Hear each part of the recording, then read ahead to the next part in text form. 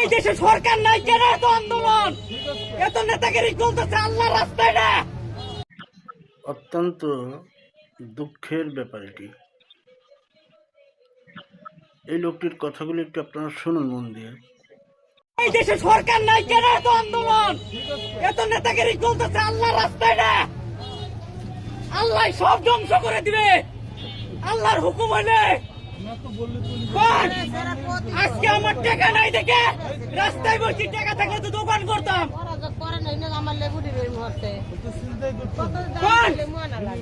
আজকে গরিব মানুষ দেখে রাস্তায় বসে তেল নিচে কেডা ভাই, তেল নিচে কেডা? লেগে গেছে পুরো মানুষ সবটি।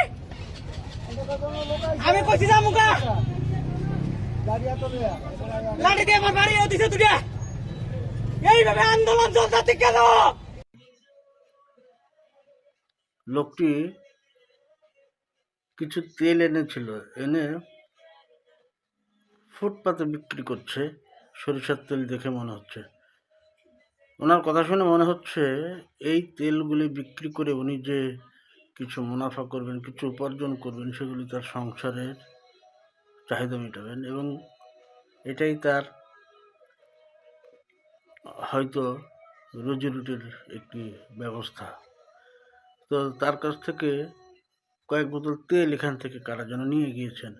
তো তার দুঃখের যে কথাগুলি, এগুলি আসলে শুনুন, আমরা কোন দেশে বসবাস করছি? এমনটা তো হওয়ার কথা না। একজন নিডি পার্সন, একজন অভাবী মানুষ সামান্য কিছু তেল নিয়ে বসেছে, তাও যদি রাস্তা থেকে নিয়ে যায়, তাহলে এদেশের মানুষের কি হবে?